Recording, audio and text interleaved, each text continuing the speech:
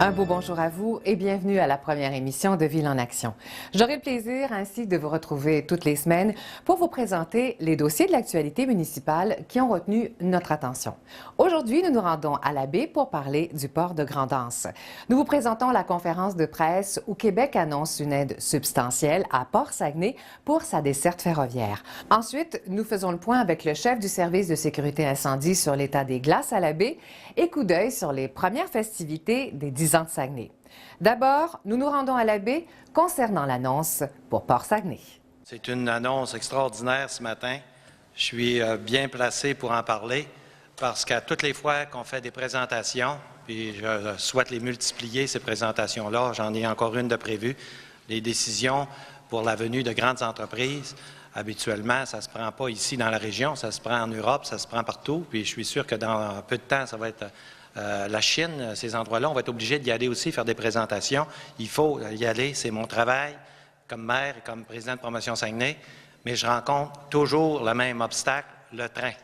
Oui, on veut en faire un, mais des promesses comme ça, là, ils ne marchent pas de même, les compagnies.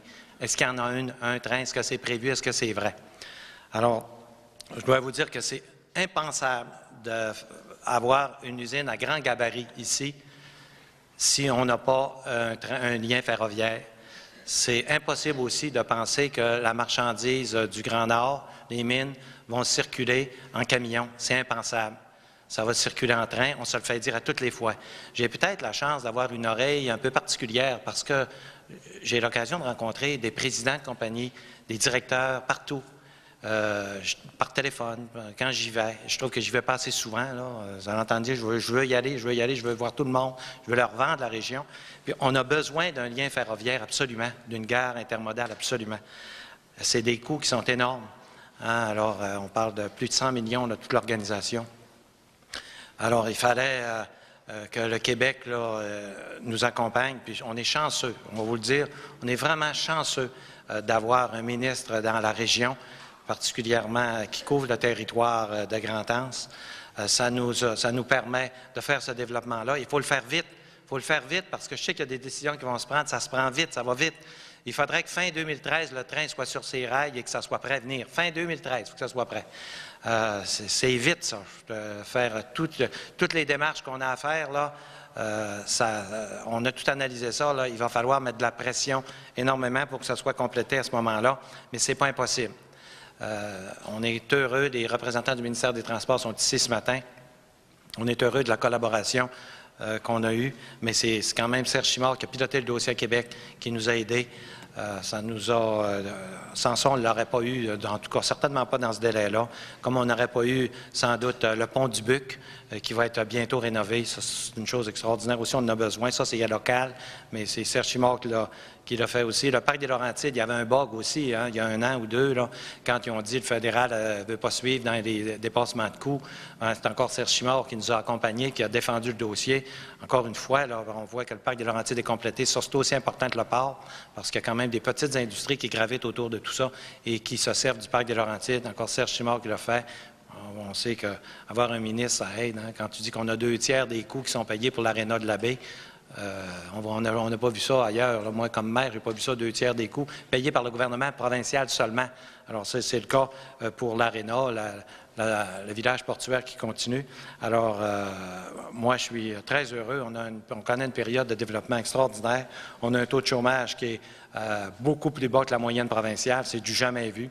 On a une augmentation de la population, ça va à l'encontre de Statistique Canada. Il n'avait jamais prévu ça pour ce temps-ci. Donc, on est dans une bonne période actuellement. On en profite pour saisir toutes les occasions parce que si les entreprises qui sont après se développer dans le Grand Nord prennent un autre chemin pour sortir leurs minéraux, on va avoir un problème, ils ne reviendront plus. Alors, puis il y a de la place pour la Côte-Nord, là, ils n'ont pas à s'inquiéter. Je pense que cette île Bécomo, le plan Nord, c'est un projet immense, un des grands projets mondiaux, le plan Nord. Donc, il y a de la place pour tout le monde. Mais ici, Saguenay, avec tout ce qu'on a comme ressources, on a complété des infrastructures touristiques, on est dans le domaine industriel. Promotion Saguenay c'est moi qui est président, c'est dur de les féliciter, mais je veux féliciter tous ceux qui ne le sont pas, tous ceux qui travaillent à Promotion Saguenay. On a une équipe extraordinaire, il y a une ambiance là, je peux vous le dire. Ils sont emballés de tout ce qui se passe et ils travaillent aussi avec l'équipe de Port Saguenay. Ça ne se fait pas dans les autres villes, ça. Dans les autres villes, le port, c'est le port. Je ne vous dis pas qu'il y a des villes qui ne travaillent pas ensemble, mais j'en connais qui ne travaillent pas du tout ensemble. C'est deux organisations différentes. Il y en a même qui ont des conflits importants. Mais ici, l'harmonie entre le port et la ville, là, c'est extraordinaire. Ça nous permet d'avancer encore plus vite et d'être présent dans chacun des dossiers puis de dire, bien, il y en a un qui s'en vient, on va envoyer le maire. Ça a l'air de rien, mais c'est important que le maire soit assis à table, qu'il y aille partout, comme quand on a été chercher Cobal, Discovery Air, ces compagnies-là. Être présent, aller sur place, les rencontrer. Ça montre tout le respect qu'on a pour eux, puis tout l'intérêt qu'on a pour l'entreprise. Alors, je pense que on est parti pour un grand tour de développement économique et qui va aller à l'encontre de toutes les prédictions. Alors, encore une fois, merci au ministre qu'on a dans la région et on pourra dire qu'il va avoir marqué d'une façon très significative notre développement. Très heureux d'être ici aujourd'hui au nom de mon collègue Norman McMillan, le ministre délégué au transport, afin de vous annoncer la participation du gouvernement du Québec à la réalisation d'un projet structurant pour notre économie régionale et de première importance pour la mise en œuvre du Plan Nord. Le Plan Nord, vous savez, c'est concret. Il y en a beaucoup qui ne voudraient pas que ce soit concret, mais on voit, ça porte ses fruits, ça amène des investissements, et encore une fois, aujourd'hui, on en a la preuve. Ce projet apportera également une contribution marquée à la réduction des gaz à effet de serre. J'ai donc le plaisir de vous annoncer que le ministère des Transports du Québec contribuera à la réalisation du projet de l'administration portuaire de Saguenay qui vise à doter du terminal Grand-Anse et du parc industriel-portuaire d'un embranchement ferroviaire de 12,5 km qui les reliera au réseau du chemin de fer Roberval-Saguenay. La contribution de notre gouvernement s'établit à 10 millions de dollars sur un investissement total de 36 millions de dollars. Ce projet de lien ferroviaire s'inscrit dans un projet global de 131 millions de l'administration portuaire, qui prévoit également une gare portuaire intermodale, une gare de vrac solide et un convoyeur. Je me souviens très, très bien, ici, dernièrement, lors de la dernière annonce sur le projet, beaucoup de médias m'ont posé la question « Où est le Québec? » Je me souviens de la réponse que je vous ai donnée. Je vous ai dit que le dossier est actuellement en analyse. M. Hervé en a parlé tout à l'heure. Ça fait longtemps qu'on est sur ce dossier-là. Et voilà qu'aujourd'hui, on en fait l'annonce. Donc, pour rassurer tout le monde, le travail s'est fait, puis je pense qu'on livre la marchandise. Cet investissement du gouvernement du Québec se justifie de plusieurs façons. L'éloignement du terminal maritime de Grand-Anse des périmètres urbains en fait un site privilégié pour la localisation d'industries majeures. Puis on n'en parle pas ici encore, là. Ce port en eau profonde est actuellement le seul site portuaire au Québec qui possède un potentiel pour accueillir des cargos de 200 000 tonnes sans être desservis par le transport ferroviaire. En fait, entre 300 000 et 400 000 tonnes métriques de marchandises diverses sont manutentionnées ici à chaque année et transportées par camion. La capacité totale du terminal maritime de Grand-Anse est estimée à 800 000 tonnes métriques annuellement.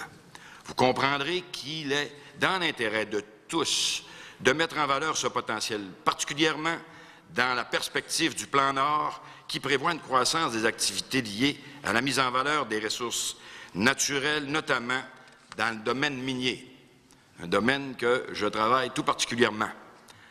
En plus de servir le levier de développement industriel à la région, le port de Saguenay constitue, sans contredit, la porte d'entrée naturelle du centre-nord du Québec. En ce sens, la demande sera en forte croissance au cours des prochaines années pour une infrastructure stratégique, pour cette infrastructure stratégique. Comme le répète souvent notre premier ministre, la mise en œuvre du Plan Nord sera une occasion en or de croissance pour de nombreuses entreprises de notre région et des alentours.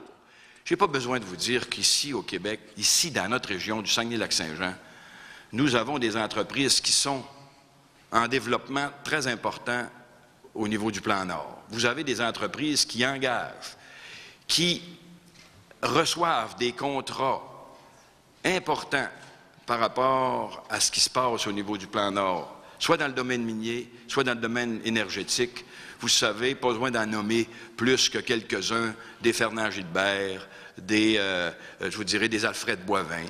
Il y a beaucoup d'entreprises d'ici qui font travailler des vents d'ici, dans le nord du Québec. Et encore une fois, cette annonce d'aujourd'hui va permettre à des entreprises de chez nous de se démarquer au niveau de ce développement-là.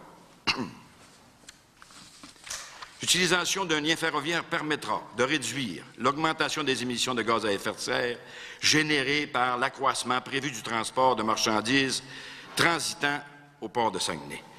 C'est pourquoi l'aide gouvernementale est octroyée dans le cadre du plan d'action sur les changements climatiques 2006-2012 du gouvernement du Québec.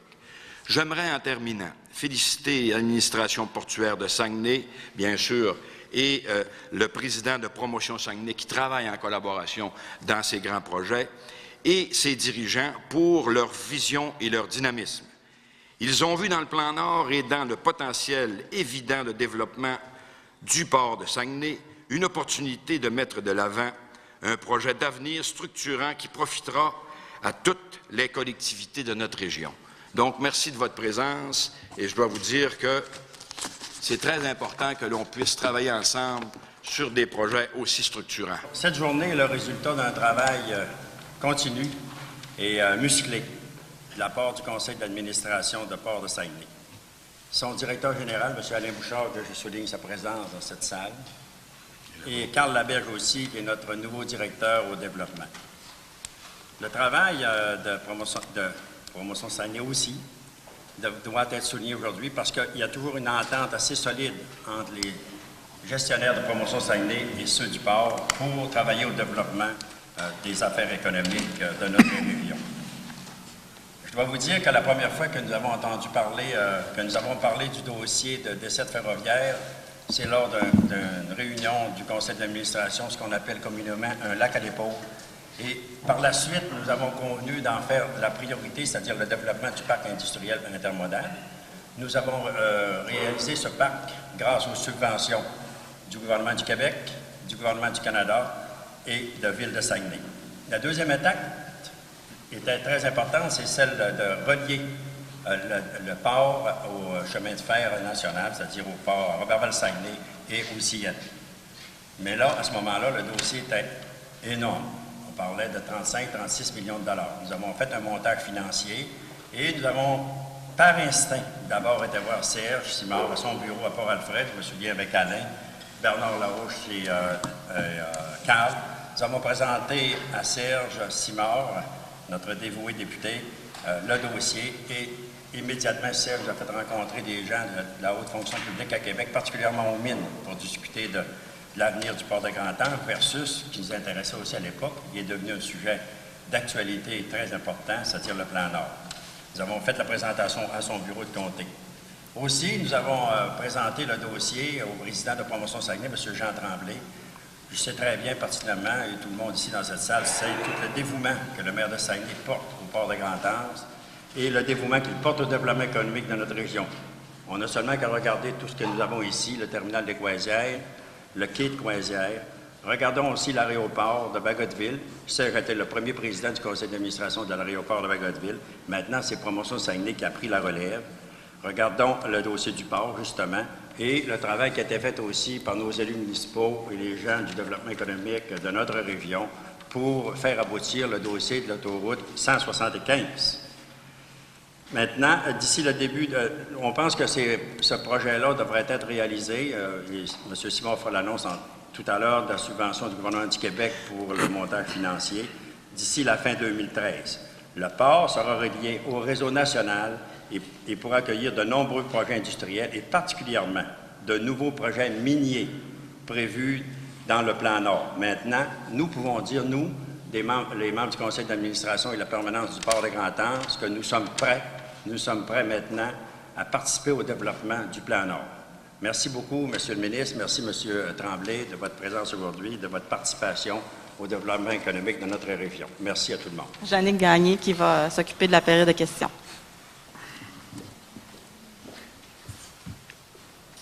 Alors, la période de questions s'adresse aux représentants des médias. Les questions doivent porter sur l'annonce d'aujourd'hui.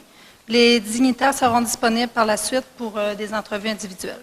Est-ce qu'il y a des questions? Moi, j'aimerais savoir si le projet de loi Ferré devra passer par une analyse du BAP.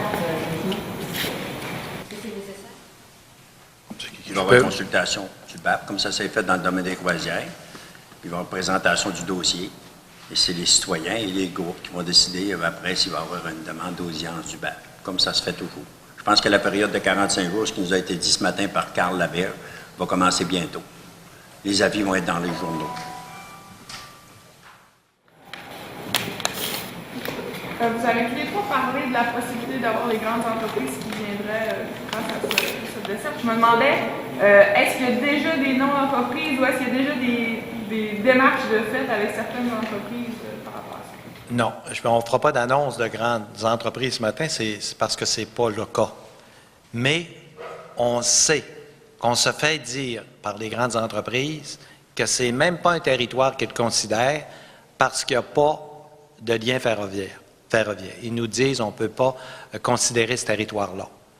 Et aussi, pour vous dire tout, là, il y a des compagnies qui envoient du monde et qui demandent beaucoup d'informations. Puis, je nommerai pas de nom parce que je sais que vous allez partir à les appeler ce matin, là, puis c'est pas le cas, mais je peux vous dire qu'il y a des dossiers qui se travaillent. Mais c'est pas, je veux pas non plus n'en mettre plus qu'il y en a, là. Il y a des dossiers qui se travaillent, mais ces dossiers-là connaissent un blocage. Je vous dis, là, un vrai blocage à cause du train. Il n'y a pas de train, c'est impensable pour nous. Alors là, je ne vois pas quel argument on va nous apporter quand on va aller dans un autre pays faire des présentations, parce que j'en ai fait plusieurs. Les présentations me sont préparées sur vidéo, tout ça par Promotion Saguenay. J'ai un cahier spécial. Ça vient que ça se ressemble un peu tout, là, quand je vais d'un pays faire une présentation. Et c'est tout le temps le seul point sur lequel j'ai un accrochage. Le reste, ça marche. Le parc des Laurentides, ça a été le cas, c'est plus le cas. L'aéroport, on a un problème, là, il est réglé, là, l'aéroport. Alors là, le port, c'était le gros problème pour le grand gabarit, là, vraiment. Alors, pour moi, là, c'est comme un soulagement. Là. Quand tu arrives partout avec ta valise, tu te dis, je suis capable de répondre à toutes les questions. Parce que les questions que tu te fais poser d'un pays puis dans l'autre, toujours pareil. Tu es en Allemagne, en Slovénie, tu es à Oslo, tu es en France, puis je vais aux États-Unis, ça se ressemble pas mal toutes. C'est toujours les mêmes questions. Alors là, c'est le fun de dire, d'après moi, je suis capable de répondre à toutes.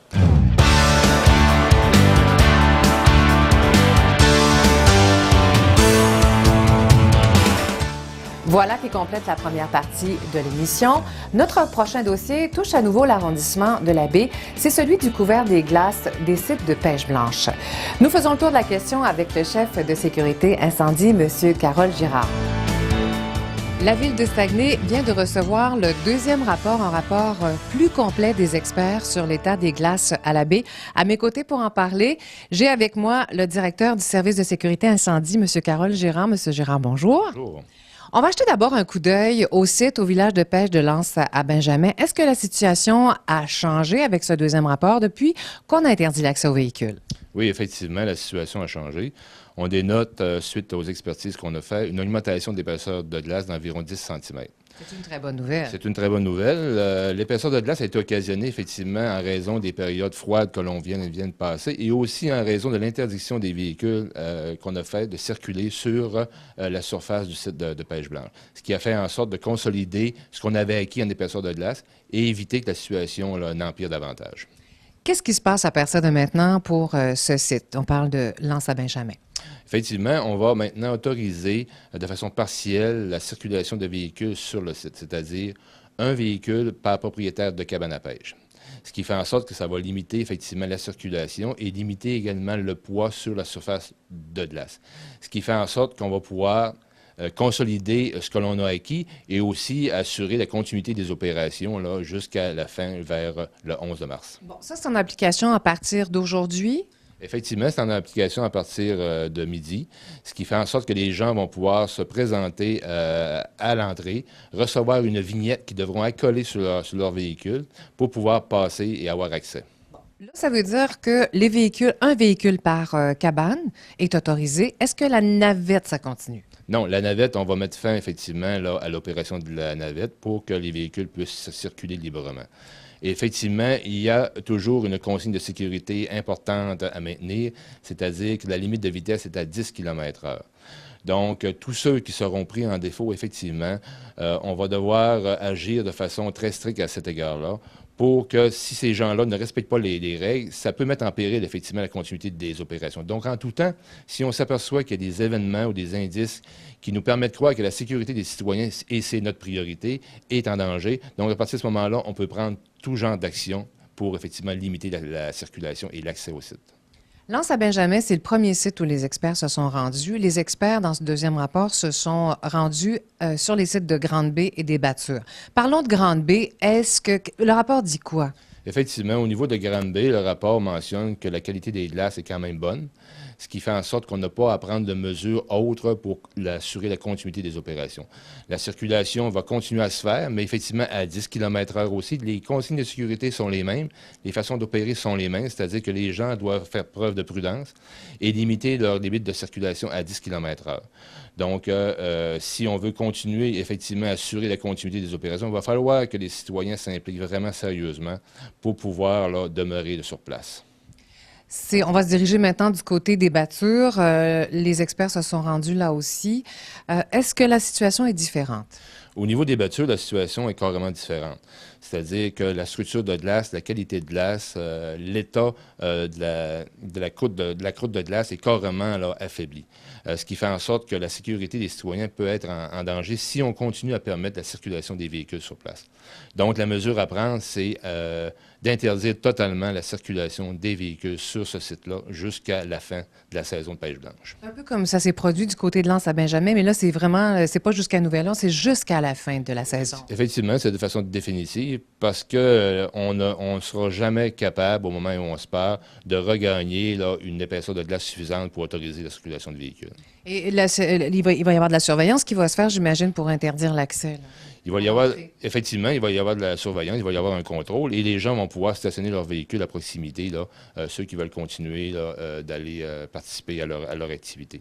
Cependant, tous ceux qui voudront et désireront retirer leur cabane à pêche dans ce site-là vont pouvoir le faire en collaboration avec les responsables du site pour pouvoir les retirer un à un. C'est-à-dire qu'un véhicule à la fois va pouvoir circuler sur le site pour pouvoir enlever une cabane. Donc, tous ceux qui devront ou qui désireront enlever leur cabane devront faire appel à leurs responsables pour pouvoir le faire. Ça a été un rapport quand même assez complet là, pour ces 3 sites-là. Qu'est-ce que ça signifie? Est-ce que la Ville en reste là ou il va y avoir d'autres expertises qui vont être faites? Pour ce qui est des expertises qui sont très exhaustifs, là, pour l'instant, les éléments que l'on a, on a suffisamment d'éléments pour pouvoir continuer la gestion du site jusqu'à la fin. Donc, effectivement, il va toujours avoir des mesures qui sont faites. À chaque semaine, on va vérifier l'état de la situation. Et à moindrement qu'on va remarquer des phénomènes, soit des fissures, présence d'eau, etc., on va agir en conséquence. Donc, on va toujours rester vigilant et actif parce que il y a quand même beaucoup de gens qui fréquentent ces lieux-là. Donc, la sécurité, là, est vraiment une priorité. Et on veut évidemment que les gens y participent en grand nombre. Bien sûr, absolument, absolument. Merci beaucoup. Et on suit la situation de près. Merci.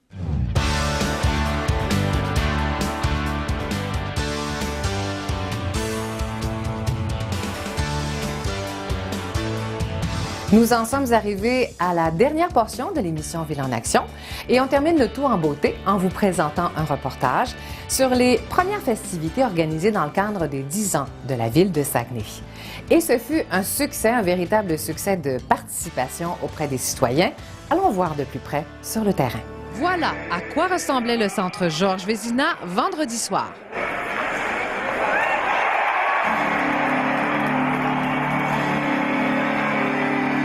L'heure était à la fête pour les nombreux citoyens de Saguenay venus célébrer les 10 ans de la ville. La première fin de semaine de festivités a débuté par un match des Saguenayens de Chicoutimi qui accueillait les Olympiques de Gatineau. Dans l'assistance prenaient place des centaines de personnes ayant reçu des billets gratuits pour venir encourager la formation locale. Sur place, un accueil spécial avec ballons, clowns pour les enfants, chocolat et toutes sortes de surprises pour divertir la foule. Le lendemain en après-midi, l'expérience s'est répétée et autant de gagnants ont pu occuper les bancs du centre Georges Vézina afin d'assister à leur tour à une rencontre des Saguenayens. J'ai participé au concours de design Ville-Saguenay, puis j'ai gagné mes billets pour ce soir. Je vais t'inscrire à tout ce que je pourrais m'inscrire. Il n'y a pas de problème. On espère que les Saguenayens vont faire un bon match puis qu'ils vont battre Gatineau facilement. Mais je fête le 10 ans du Saguenay! La fête des citoyens s'est poursuivie samedi alors que la ville avait offert une foule d'activités gratuites à la population. Et ils ont été nombreux, petits et grands, à profiter de différents équipements de la ville, tant sportifs, culturels qu'artistiques, qui leur ouvraient les portes.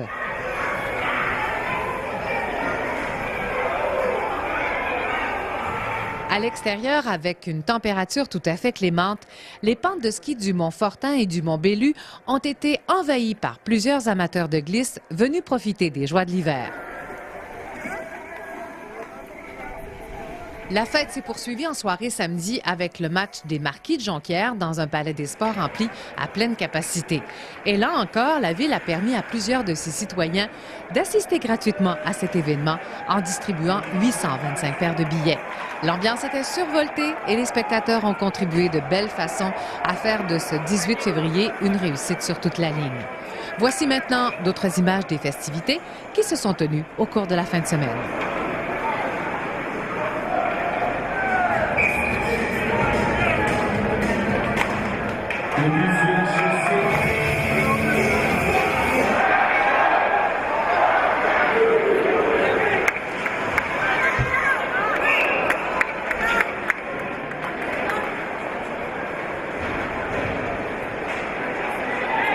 C'est ainsi que se termine la première émission de Ville en action. Un gros merci d'avoir été avec nous. Et surtout, n'hésitez pas, si vous avez des commentaires ou des suggestions ou encore voulez revoir cette émission, vous pouvez le faire en vous rendant sur le site Internet de Ville en action.